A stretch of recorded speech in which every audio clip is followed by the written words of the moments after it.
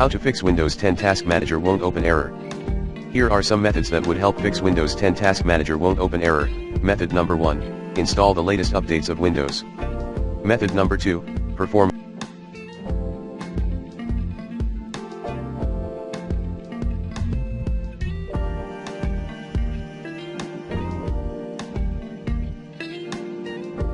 a malware check using the recommended Avast Internet Security in this video guide.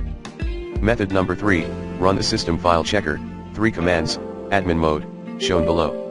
dism.exe /online /cleanup image /start component cleanup dism /online /cleanup image /restore health sfc /scano. Method number 4, run system maintenance troubleshooter. Method number 5, activating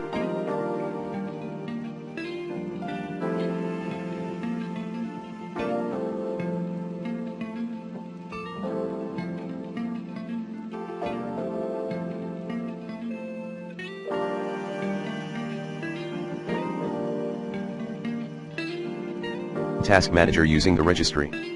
Set 0 for the disable task mgr key at h key _current _user /software /Microsoft /Windows /current version /policies /system directory. Restart your computer later.